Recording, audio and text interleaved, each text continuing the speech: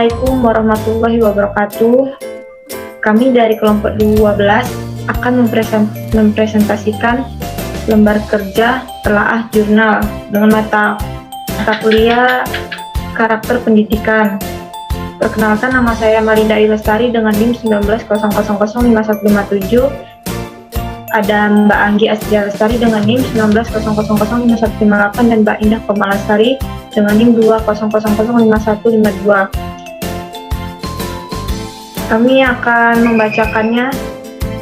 Yang pertama, tulis hasil survei dengan cara skimming meliputi judul, jurnal, subjudul, istilah teknis, dan kata kunci yang lainnya yang Anda anggap penting. Yang pertama itu ada judul artikel, yaitu observasi implementasi nilai karakter pendidikan pada pembelajaran di sekolah dasar. Judul yang kedua yaitu analisis penelitian penguatan pendidikan karakter. Judul yang ketiga, mewujudkan cita-cita bangsa yang berbudaya dan memiliki semangat kebangsaan, peduli sosial, serta cinta tanah air. Judul yang keempat, evaluasi program JIPP pendidikan karakter. Judul yang kelima yaitu perkembangan zaman yang dirasa saat ini sangat bertentangan dengan nilai karakter pada generasi penerus bangsa. Dan yang keenam, judul artikel analisis implementasi program penguatan pendidikan karakter atau PPK. Soal yang kedua, setelah Anda menemukan gambaran umum berdasarkan hasil survei terhadap tema yang Anda kaji, buatlah question atau rumusan pertanyaan yang ingin Anda kaji lebih lanjut dan tuangkan dalam kolom tersebut. Yang pertama itu pertanyaannya ada, mengapa perlu adanya pelaksanaan program penguatan pendidikan karakter atau PPK berbasis kelas? Yang kedua, kendala apa saja yang ada di dalam pelaksanaan program PPK berbasis kelas melalui manajemen kelas? Yang ketiga, apa yang kamu ketahui tentang solusi pelaksanaan program PPK berbasis kelas melalui manajemen kelas? Dan yang keempat, sebutkan saran-saran guru yang disampaikan dalam penelitian PPK yang berbasis kelas. Yang ketiga, setelah merumuskan pertanyaan-pertanyaan selanjutnya, kamu lakukan read, yaitu membaca keseluruhan secara kritis kreatif untuk menjawab pertanyaan yang telah Anda rumuskan dan tuliskan di bawah ini. Yang pertama ada, karena pada kebijakan baru tentang pendidikan karakter, yaitu penguatan pendidikan karakter atau yang biasa disebut PPK, merupakan gerakan memperkuat karakter melalui harmonisasi oleh hati, rasa, pikir, dan oleh raga sesuai dengan falsafah hidup Pancasila. PPK diharapkan dapat mengubah, mempengaruhi, dan mengembangkan potensi secara diri yang baik dalam perilaku dan hati berpikir positif sesuai dengan nilai-nilai yang terkandung dalam Pancasila. Yang kedua, kendala dalam pelaksanaan program PPK melalui manajemen kelas, yaitu adanya perbedaan pendapat dan masih ada beberapa peserta didik yang melanggar program kesepakatan kelas. Kendala tersebut tidak dialami oleh semua guru. Hal ini dikarenakan situasi kelas yang berbeda-beda. Kendala lain yaitu keterbatasan ruang kelas. Yang ketiga, solusi yang dilakukan guru dalam menghadapi kendala yaitu selalu mengingatkan sehingga pelanggaran yang dilakukan tidak terulang lagi. Solusi ini yaitu mengadakan rapat dengan wali murid atau musyawarah dengan peserta didik apabila terjadi perbedaan pendapat sehingga dapat mencapai mufakat. Yang keempat yaitu bahwa guru secara umum, penilaian pendidikan karakter yang dilakukan guru bertujuan untuk memperoleh informasi yang akurat tentang efektivitas pendidikan karakter yang dapat digunakan untuk membuat keputusan-keputusan yang menyangkut siswa, memberikan umpan balik kepada siswa mengenai kemajuan karakternya, kelemahan dan keunggulan, menentukan kesesuaian materi, serta memberikan informasi untuk membuat kebijakan. Soal yang keempat yaitu selanjutnya lakukan riset, yaitu menceritakan kembali hasil bacaan yang telah Anda kuasai terhadap tema yang dikaji tanpa melihat jurnal yang menjadi bahan rujukan. Pendidikan merupakan pilar bangsa yang sangat dibutuhkan untuk mencerdaskan generasi penerus bangsa Indonesia. Masa depan suatu bangsa terletak pada pendidikan, sehingga pendidikan dapat dijadikan landasan yang kuat.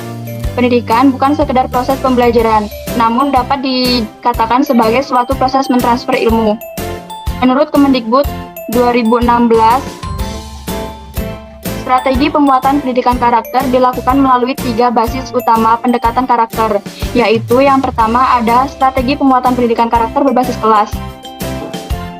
Melalui proses kegiatan pembelajaran atau KBM di dalam kelas. Kegiatan penguatan pembelajaran pendidikan karakter berbasis kelas ini dapat dilakukan dengan cara pemilihan model pembelajaran tematik maupun non-tematik dan secara non-instruksional. Selain itu, kegiatan lain yang dilakukan yaitu proses penataan ruang kelas, kontrol kelas, dan kesepakatan kelas. Kegiatan tersebut dapat berhubungan satu sama lain, sehingga diharapkan akan dapat membantu peserta didik dalam mencapai tujuan pembelajaran serta pengembangan karakter peserta didik dengan baik. Yang kedua, strategi penguatan pendidikan karakter berbasis budaya. Dilaksanakan melalui budaya sekolah yang dibentuk dengan proses kegiatan yang rutin, spontan, pengkondisian, serta keteladanan yang dilakukan oleh warga sekolah. Adapun gerakan penguatan pendidikan karakter berbasis budaya sekolah dilakukan dengan cara yang pertama, integrasi proses pembelajaran di dalam kelas maupun kurikulum dalam mata pembelajaran. Yang kedua, memperkuat manajemen kelas. Dan yang ketiga, muatan lokal sesuai dengan kebutuhan. Yang ketiga yaitu strategi penguatan pendidikan karakter berbasis ekstrakurikuler bertujuan untuk memberikan kesempatan kepada setiap peserta didik dalam pengembangan minat dan bakat mereka serta hobi yang dimiliki oleh setiap peserta didik. Kegiatan ekstrakurikuler dikelompokkan menjadi 2 bagian, yaitu ada ekstrakurikuler berbasis wajib dan tidak wajib.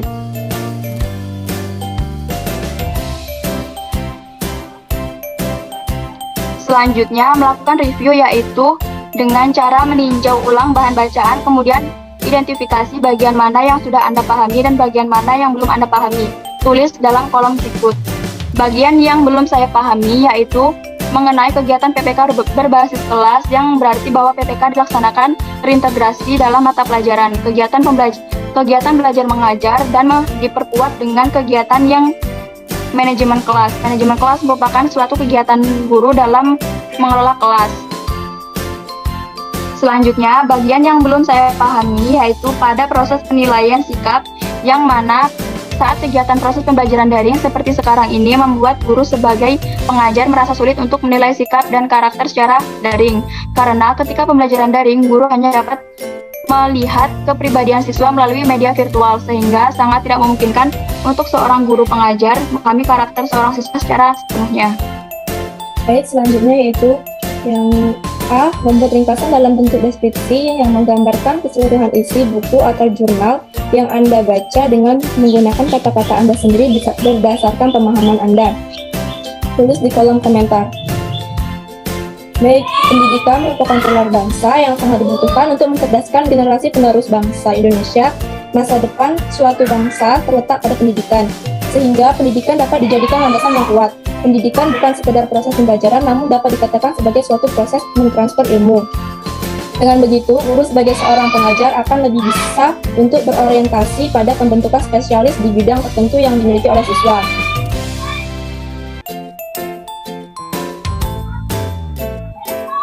Dan strategi penguatan pendidikan karakter dilakukan melalui 3 basis utama pendekatan karakter, yaitu strategi penguatan pendidikan karakter berbasis kelas,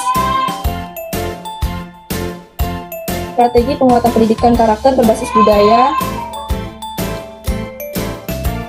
dan untuk selanjutnya yaitu membuat peta konsep. Di sini adanya PPK, dan filosofi PPK itu ada 4. Yang pertama yaitu etika atau olah hati, yang kedua literasi atau olah pikir, yang ketiga estetika atau olah karsa, dan yang keempat kinestetik atau olahraga.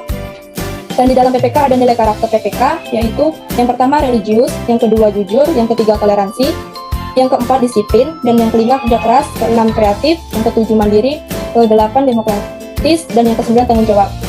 Dalam PPK juga ada fokus PPK, yang pertama yaitu struktur program, yang kedua struktur kurikulum, dan yang ketiga struktur kegiatan. Dan ada juga basis PPK, yang pertama yaitu berbasis kelas, yang kedua berbasis kultur sekolah, dan yang ketiga berbasis komunitas. PPK juga di sini melibatkan publik, yang pertama yaitu orang tua, yang kedua komite sekolah, yang ketiga dunia usaha, yang keempat akademis atau penggiat pendidikan, yang kelima pelaku seni dan budaya, yang keenam pemerintah dan Pemda. Dan di dalam implementasi PPK ada budaya sekolah, pembelajaran di kelas, dan kegiatan ekstrakurikuler. Dan ada juga dukungan PPK. Yang pertama yaitu sekolah, keluarga, dan masyarakat. Baik, saya kembalikan ke moderator. Oke, baiklah. Mungkin itu saja yang dapat kami sampaikan dari kelompok 12. Jika ada kekurangan kata atau salah kata, kami mohon maaf. Kepada Allah kami mohon ampun. Sampai di sini kami ucapkan wassalamualaikum warahmatullahi wabarakatuh. Terima kasih semuanya.